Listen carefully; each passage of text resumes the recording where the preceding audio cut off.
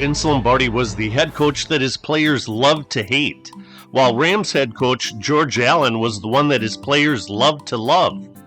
The Rams were the top-scoring NFL team, as they averaged 28.4 points per game, and they were the best in points allowed, with an even 14 per game. Allen was the defensive coordinator of the Chicago Bears Monsters of the Midway, as the defensive unit was nicknamed, for their 1963 NFL title team, and he brought his services to LA as their head coach in 1966. Packers were the two-time defending NFL champions, so something had to give.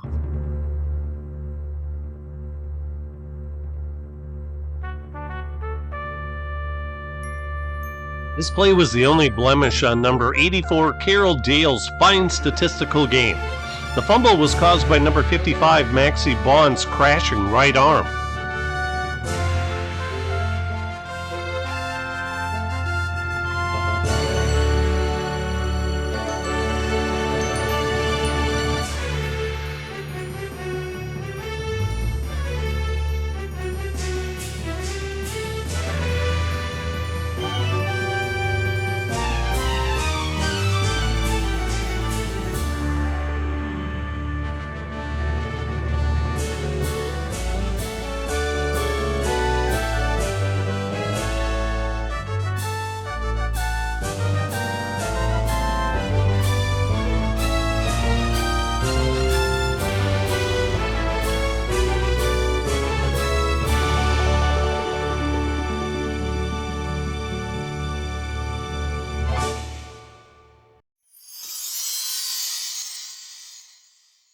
This was quarterback Roman Gabriel's first playoff action in his 6-year career up to that point, and it was the Rams' first playoff game since their loss to Cleveland in the 1955 NFL Championship game.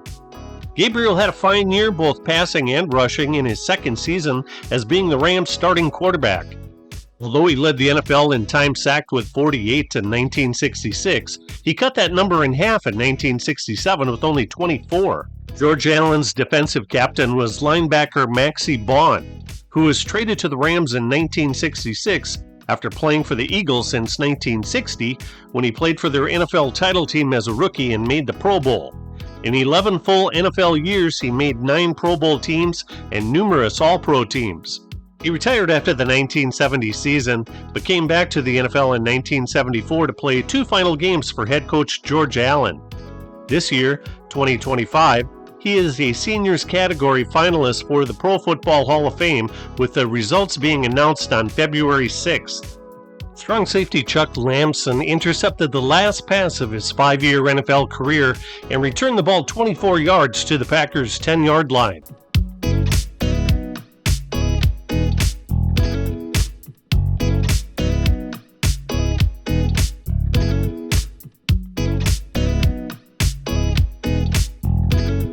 Third down and goal from the 5. Future Hall of Fame defensive tackle Henry Jordan sacked Roman Gabriel. 1 of 5 on the day for the Packers, and Jordan had 3.5 of these. Bruce Gossett's 24-yard field goal attempt was deflected by future Hall of Fame cornerback Herb Adderley.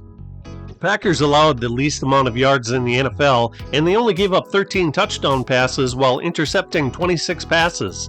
Their ringleader was future Hall of Fame middle linebacker Ray Nitschke, who was not one of the 8 Packers selected to the Pro Bowl team.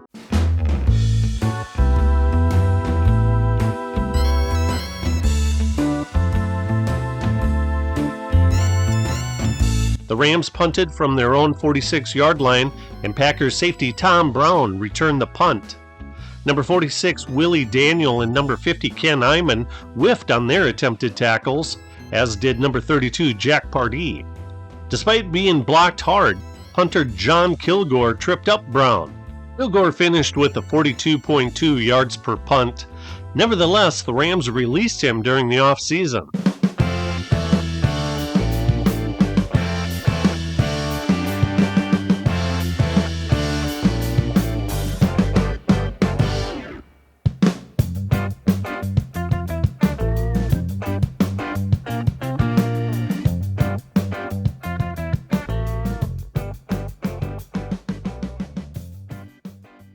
Running back Travis Williams scored only one rushing touchdown in the regular season, but the player who is nicknamed Roadrunner due to his blazing speed contributed mightily to the Packers' success in 1967 as he scored a record 4 kickoff return touchdowns and averaged a record 41.1 yards per return.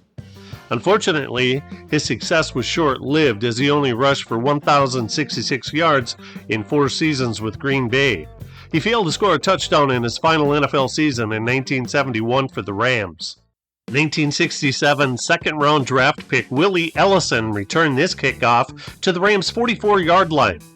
In 1971, he rushed for an even 1,000 yards for the Rams.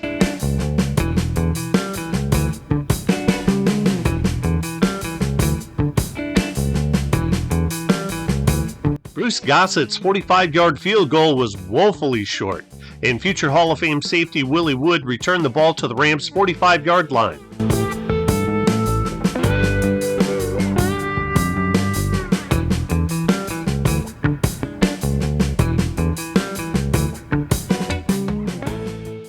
Packers quarterback Bart Starr hit Carroll Dale on a 17-yard touchdown pass, just over the fingertips of Irv Cross. Incidentally, this game was played at Milwaukee County Stadium. To start the third quarter, Gabriel hit running back Les Josephson, hometown Minneota, Minnesota, for 22 yards.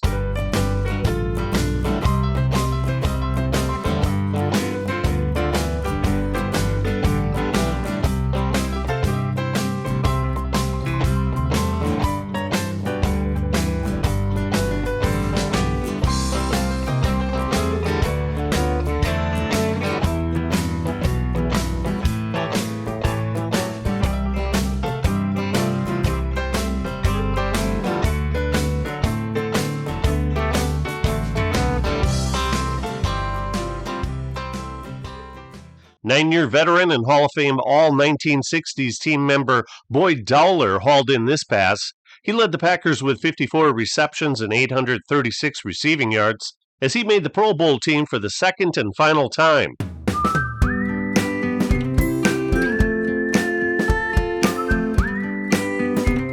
Here are the other two catches that the 6'5", 225-pound end secured.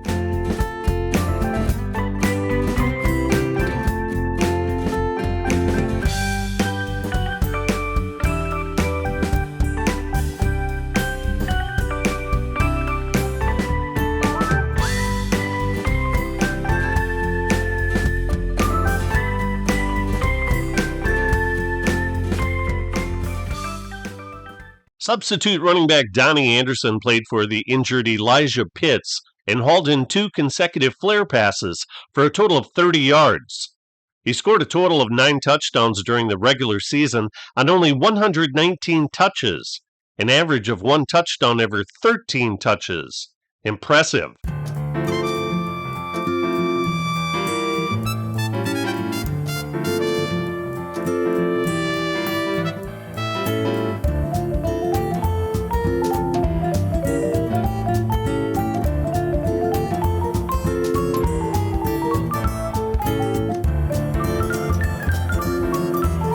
Rams middle linebacker number 66, Myron Patios, popped Bart Starr. A tough way to make 4 yards. In 1967, Chuck Mersine was cut by both the Giants and the Redskins before signing with the Packers on November 9th. He had 12 carries on the day and ground out 13 tough yards. Running back Donnie Anderson was the Packers' punter. This roughing the kicker penalty secured the ball for Green Bay, and even though Anderson's 36.6 yards per punt was third worst in the league, he kept his punting job for the following 5 years.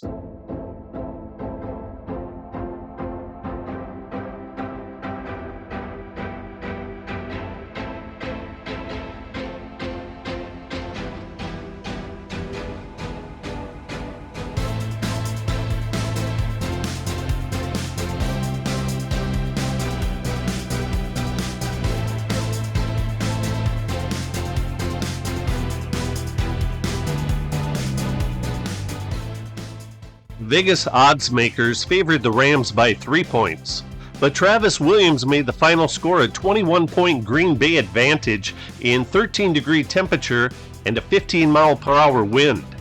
Travis Williams had a day to remember.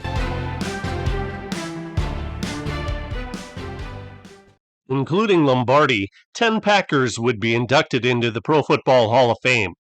The 1967 Packers no longer had Hall of Fame running backs Jim Taylor and Paul Hornung, and their running back approach was won more or less by committee, with very modest results.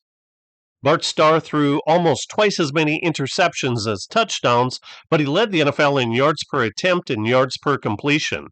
In the Super Bowl, he won his second straight Game Most Valuable Player award.